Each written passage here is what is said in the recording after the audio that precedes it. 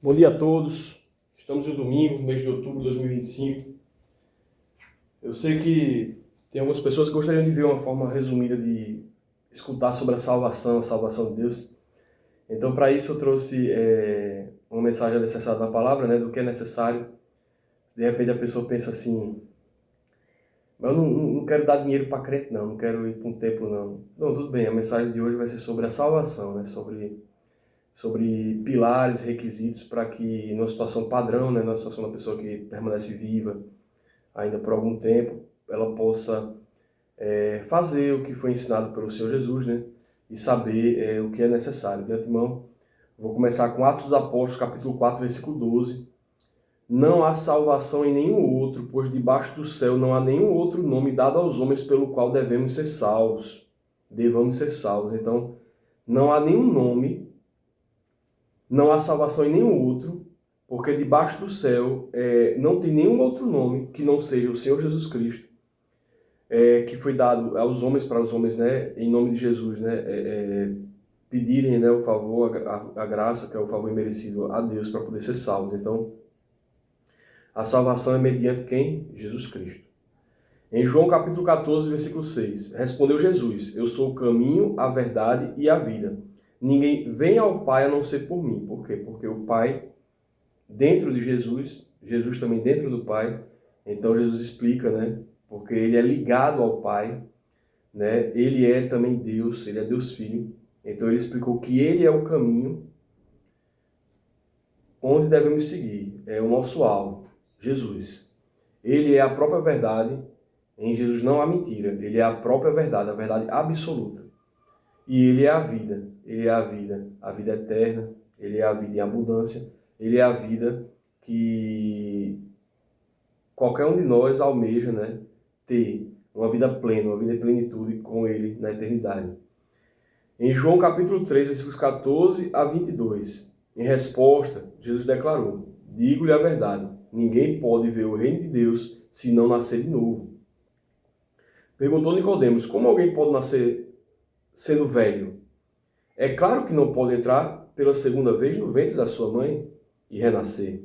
Respondeu Jesus: digo-lhe a verdade, ninguém pode entrar no reino de Deus se não nascer da água e do Espírito. Então nós sabemos que Jesus explicou que para entrar no reino dos céus tem que nascer da água e do Espírito.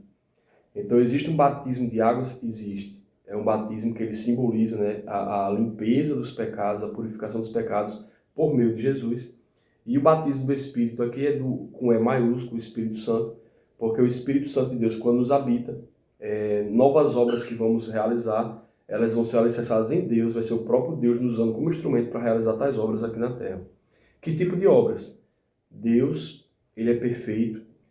O corpo de Jesus tem vários membros, então cada pessoa pode exercitar boas obras da forma como Deus capacitá-la.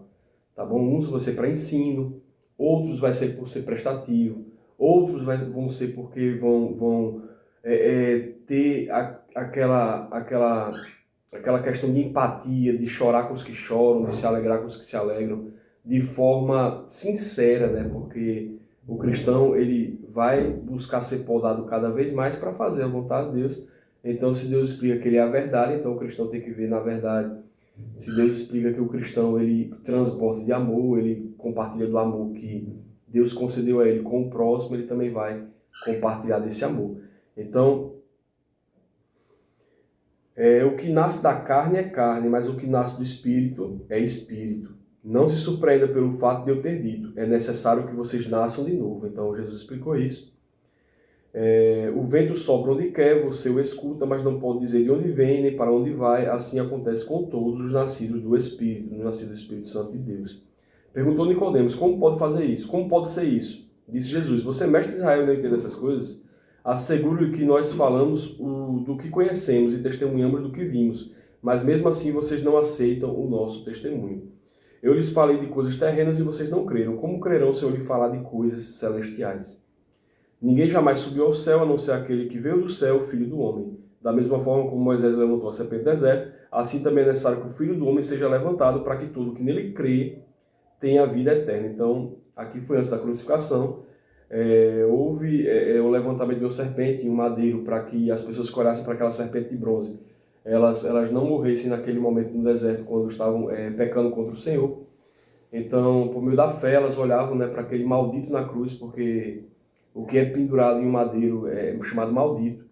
Então, o bendito de Deus, ele se fez maldito no nosso lugar, para que ele intercedesse por nós, ele ficasse na brecha por nós, para que a ira de Deus recaísse sobre ele, no lugar de recair sobre nós que somos pecadores, somos aqueles pelos quais nos separamos de Deus pelo pecado. Então, o amor de Deus é tão grande que ele mandou o seu Filho unigênito para que todo que nele crê não pereça, mas tenha vida eterna, conforme a palavra de Deus a seguir.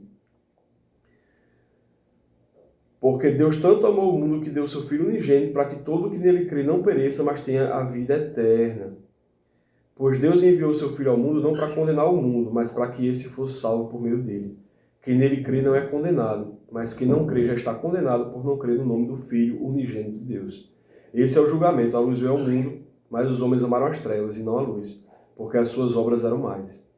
Quem pratica o mal odeia a luz e não se aproxima da luz, temendo que as suas obras sejam manifestas. Mas quem pratica a verdade vem para a luz, para que se veja claramente que as suas obras são realizadas por intermédio de Deus. Então, quem pratica a verdade vem para a luz, para que se veja claramente que as suas obras são realizadas por quem? Por intermédio de Deus. Então, Jesus ele conversou com um jovem que ele falou, quem é bom, né? Quem é bom senão Deus? Então, os atos de bondade que fazemos, conhecendo nosso Senhor Jesus, são feitos por intermédio dele, nos usando como vaso de barro, nos usando como instrumento para que a gente venha a realizar tais obras, para glorificar o nome de quem? O nome dele, que toda glória e honra é a Deus, é a Jesus, tá bom? Então, vamos adiante. Depois disso, Jesus foi com seus discípulos para a terra da Judéia, onde passou algum tempo com eles e os batizava. Em 2 Coríntios, capítulo 5, versículo 17. Portanto, se alguém está em Cristo, é nova criação, as coisas antigas se passaram, eis que surgiram coisas novas. Então, em Cristo, a vida que tínhamos, né, de pecado, de se entregar, né, a uma série de vícios, a uma série de vontades, a uma série de erros, né, ela acaba sendo alterada por Deus. De que forma?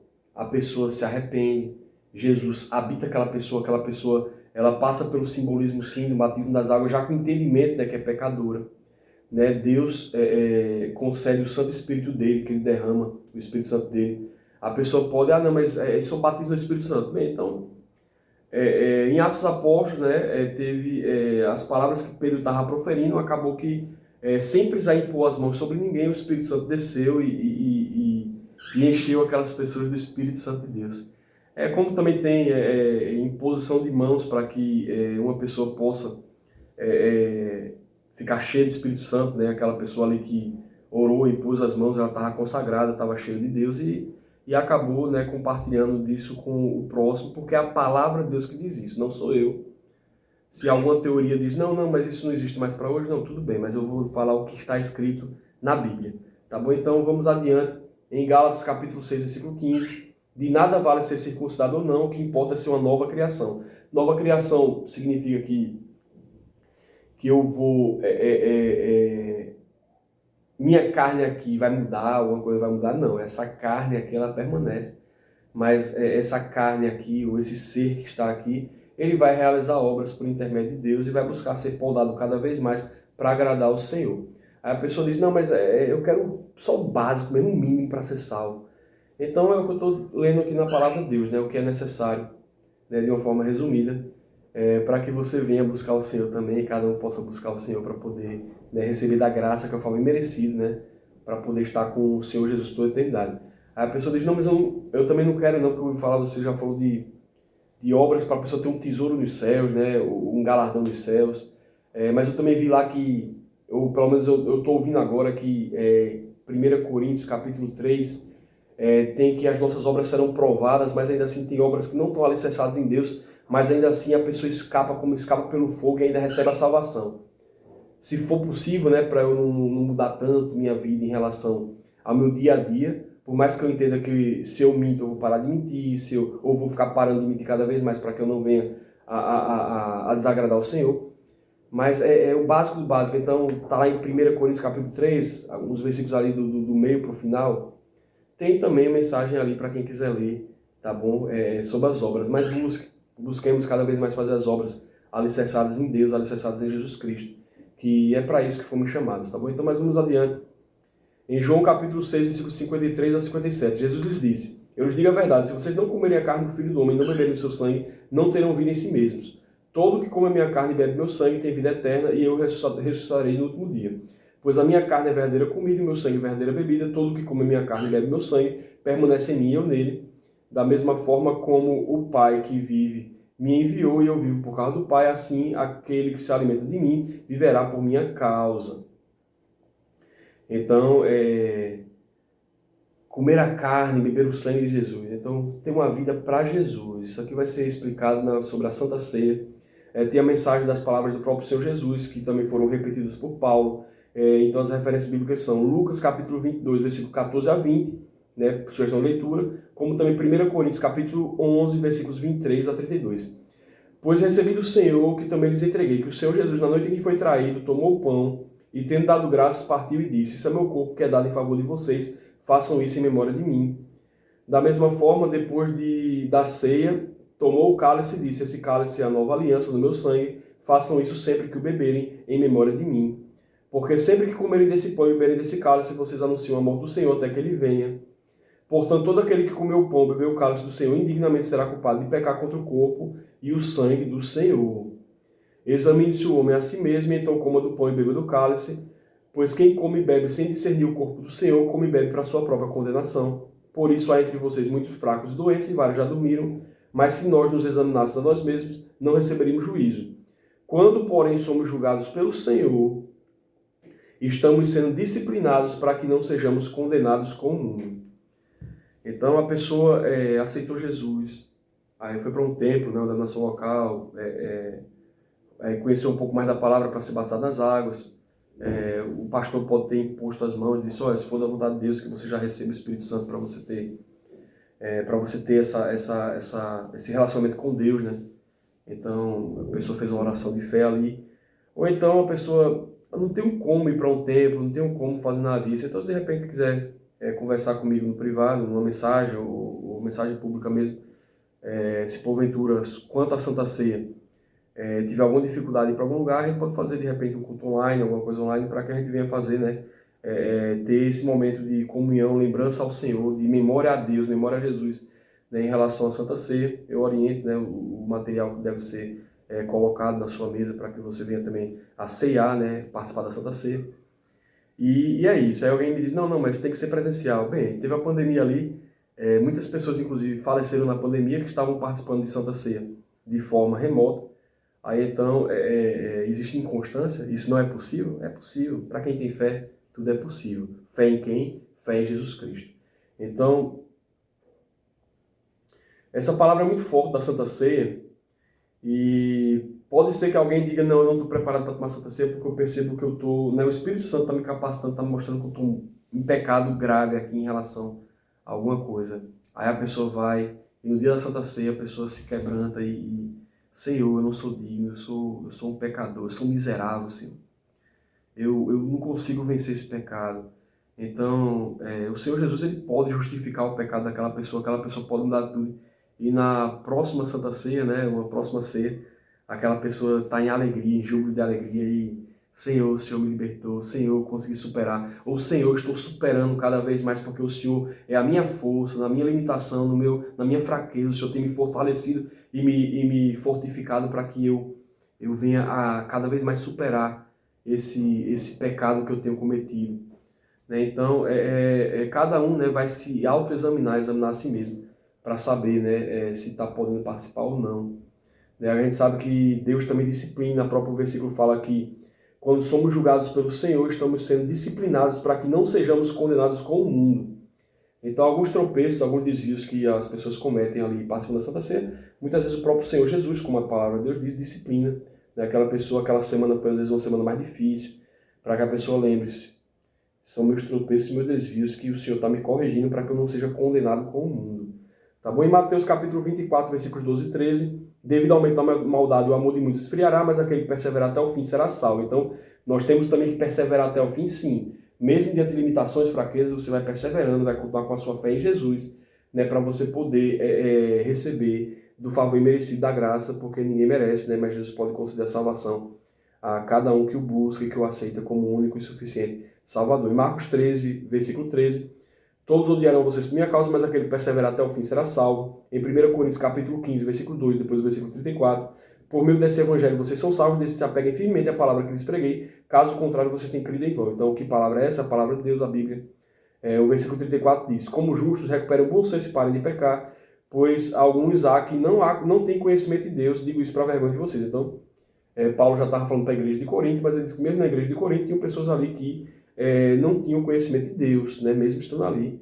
Né? Por quê? Porque esse conhecimento de Deus é da pessoa com Deus, né, por meio de Jesus, e existe sim, né, uma nova criatura quando a gente conhece o Senhor, por mais que a gente possa ser podado ao longo de anos, ao longo de um grande período, para que a gente venha a cada vez mais se aproximar do Senhor. Efésios capítulo 2, versículos 8 a 10. Pois vocês são salvos pela graça, por meio da fé, isso não vem de vocês, é dom de Deus, então é pela fé que recebemos a salvação, não por obras para que ninguém se glorie. Então não é a pessoa que diz, eu estou fazendo aqui essas obras aqui, você salvo por causa das minhas obras, não. Mas porque somos criação de Deus realizadas em Cristo Jesus, então somos criação de Deus realizadas em quem? Em Cristo Jesus, para fazermos boas obras, as quais Deus preparou de antemão para que nós as praticássemos. Então, as obras realizadas que Deus nos usa, né, para poder realizar a obra dele em nós.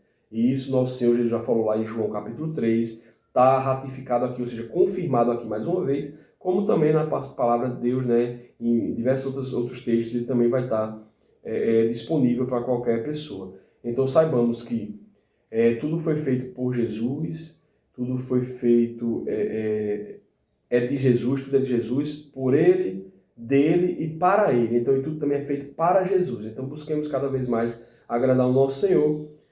Sugestão de leitura, tem o Salmo 51, versículos 1 a 17, por mais que seja Antigo Testamento. Deus ele já trouxe no Antigo Testamento, né, menção ao nosso Senhor, que é o Cordeiro de Deus que tira o pecado do mundo. Então, é uma sugestão de leitura, Salmo 51, né? Quem quiser ler todo, leia. Quem quiser ler do versículo 1 ao 17 também leia. Então, basicamente a mensagem de hoje foi essa, e Jesus abençoe cada um de vocês. Fiquem com Deus.